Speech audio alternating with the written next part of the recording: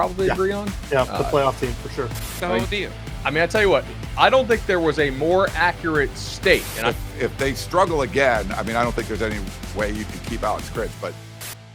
What's going on, y'all? Bud Elliott here. It's my college football summer school on the Cover 3 podcast, and I'm back today, West Virginia Day. Let's go to Eer Sports. Let's go to Chris Anderson, who joins us once again. Chris has done a tremendous job on this series. Always accurate, reasonable, fun Mountaineers takes. Chris, welcome back to the show, dude. I'm glad to be here, bud. It's always a good time, and glad to have you back. West Virginia was a team last year that Neil Brown kind of stood on the table at media day and was like, look, I don't know if we're going to win the league, but we're not going to be dead last, which is where they got voted. And he was right. Like they played pretty well at times. It has to be kind of refreshing to have a coach stand up for it and then deliver on it. Yeah, I think it's pretty easy to kind of set the standard of we won't be the worst team and to meet and exceed that, which was good for him. I think they did rally around that. I'm curious what their approach is going to be for motivation this season, because I imagine, based off of what I've seen from win totals, power rankings, that kind of stuff, a lot of people see West Virginia maybe middle of the pack in the Big 12, and that just doesn't quite have the same ring as you voted as 14th. So I don't know what approach they're going to take as far as motivation, but this is a team that people inside the building believe is better than last year's 9-4 team that had them. I believe it was top 25 in the coaches poll, not the AP. Where is this team clearly better than it was last year? I want to say offense, and I say clearly better, but it's the same guys. It's just one of those, hey, this is a new year. Everybody's a year older. It should be a year better. Should be a year healthier. A year more under this system. They made some changes, put Neil Brown back in charge as offensive coordinator, changed their approach of, hey, run, and if you're going to throw, we're going to bomb it. And now it's kind of year two. They've seen what worked, what didn't work from that. They're going to make tweaks to that, and they have almost everyone coming back and should be improved at nearly every spot in that offense. So I want to start there with the offensive line, which for a while was kind of a weakness. And then last year I thought maybe turned the corner a bit, and they returned 4 out of the top 5 or 3 out of the top 5, I think, and bring in 1 transfer as well. Are you expecting a step forward from this group? Yeah, I think it ended up being about 5 of the top 6. Obviously Zach Frazier's gone to the NFL playing for the Steelers now, but Wyatt Milam, who might be a first-round pick, is back at left tackle. Left guard, Tomas Rematch is back. He was a starter. Brandon Yates was the starter at right guard. He'll slide over to center.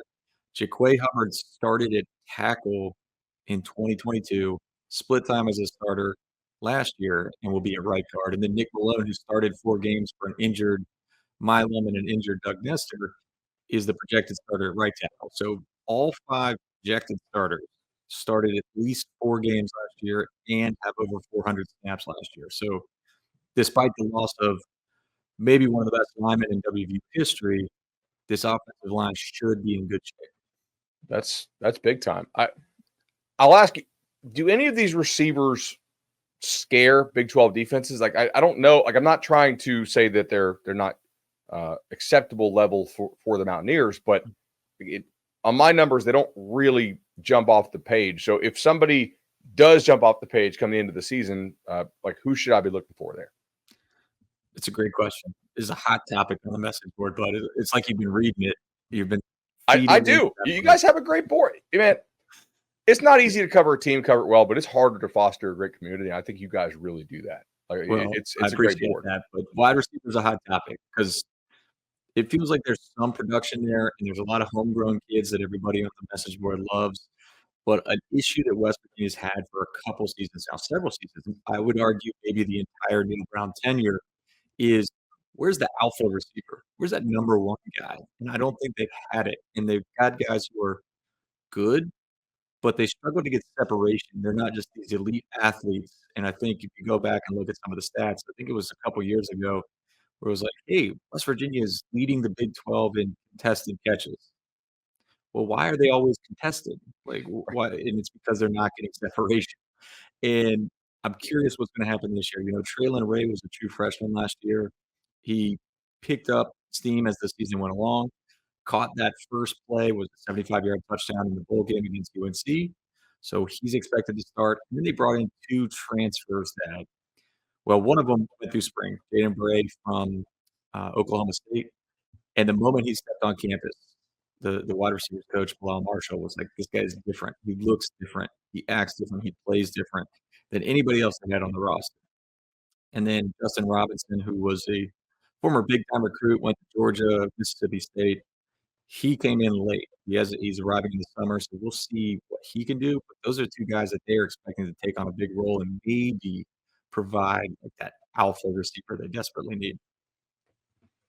I loved how West Virginia evolved how it managed Garrett Green, the quarterback, last year, and to essentially to comp it to it, like we have basketball playoffs going on right now for just a timestamp when this pod's recording. I don't know when we'll release it, but to comp it to basketball, it was kind of just like a dunks and threes approach. It's like, oh, you really don't read like the middle of the field or like kind of the mid-level stuff real well. Let's just go over the top or throw screens and also have a pretty good run. And it worked. Like they got better with it. Is that still the plan this year, or do they think they can see growth from him to maybe have a more complete picture of it? Because I got a lot of, and I'll give credit to the West Virginia fans for finding my Cash App and sending me those nice $1 requests for Don't Know Ball. But I do stand by some of that. I was like, look, man, there's some things he does real well, but the game is an incomplete game. At least it was in 23. So can it become more of a complete picture type game in 24? Let me paraphrase Neil Brown to support your argument there. He said it was about halfway through the season. Somebody asked him, hey, just deep balls. It's always deep balls. And he said, Garrett Green is going to complete 50% of the passes, even if they're not deep balls. So why not just throw it deep? And he wasn't wrong. Now, you can't fix those issues and try to adjust everything mid-season, obviously. Like you're focused on the next game. You're focused on game planning. So they were hoping that this offseason they could help adjust that. They've worked on his footwork to help improve his accuracy with the reads of middle of the field, middle distance throws.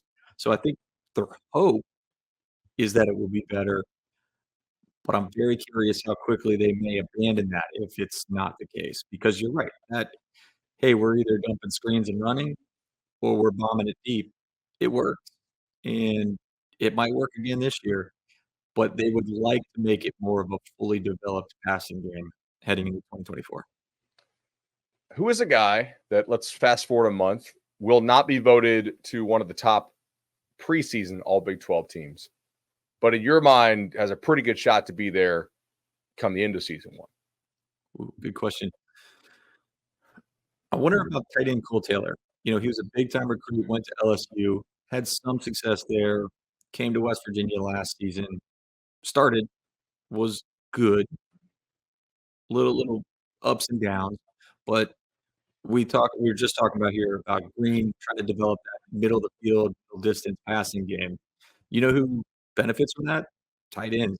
If West Virginia is really going to try to expand their horizons in the passing game, I think Cole Taylor could be somebody who really benefits from that. And he might be someone that's overlooked heading into the season because West Virginia didn't target him much last year. Which position rooms, if they like suffered an injury late in the week, would you not have to change your preview for the game because they're just so deep and good at those rooms? Offense, I'd say offensive line. I just mentioned the 5 guys with 400-plus snaps last season. They also brought in transfers, Xavier Bosley. They feel good about a couple of the other young guys like Sully Weedman to kind of step in and contribute. They're going to rotate a couple of those guys in early in the year. So I think they feel confident enough in them to step in. On the other side of the ball, it's tough to say right now. We can get more into some of these other spots and why, but a lot of question marks at linebacker, some question marks at corner. Safety's not too deep. I mean, some of the guys that they're thinking on that second team are freshmen. And then you get the defensive line. And over the past couple of years, they've had some success with these rotations of 6 to 8 guys, and that's always every defensive line coach's dream is to have that many guys. I'm not quite sure they have that many yet, but they're close. Let's talk about the defense. Last year, I I was a little skeptical of them in some ways because I thought that they got some favorable quarterback situations to play against at times. And so I was like, I don't know, like, are they really that good? With some of this, the fact that they did face some really competency at quarterback, that like the Pitt game would come to mind, as well as a few others. And of course, they had some quarterback injury stuff themselves. In fairness to the Mountaineers, is this defense better than it was last year? Because I had them like in the 80s nationally, which is pretty far away from where they were, I think, on some of their like national categories. But like, is it clearly better in your mind? No, I think it's clearly an incomplete. Who the biggest issue is going to be cornerback. And last year, I don't want to say they got lucky, but they got lucky because Beanie Bishop went from like a fifth corner at Minnesota to an All-American, and he played 98% of the snaps on defense. Malachi Ruffin played 95% of the snaps on defense. They didn't have to use anybody else in any sort of fashion, really, at cornerback throughout the season. There are probably only 5 teams in the whole country who could say that they're playing 2 corners and that's it. And then this year, both of those guys are gone. The third corner, who played a handful of snaps as the season went along, Jacoby Spells, missed the entire spring, and as the spring went on, his timetable for return kept getting a little bit later, kept being, "Yeah, I'd be back by fall camp," and then later in fall camp, and then September, and then a couple weeks in, so he might be gone. And now you have 6 transfer defensive backs that came in this spring and coming in this summer, 5 of them at corner.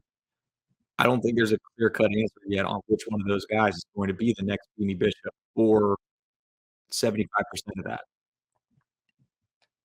If this defense, like, what is the most likely path to this defense improving? Like who has a reasonable chance to, if they play to maybe their 80th or 90th percentile projection, this defense it actually does take a step forward.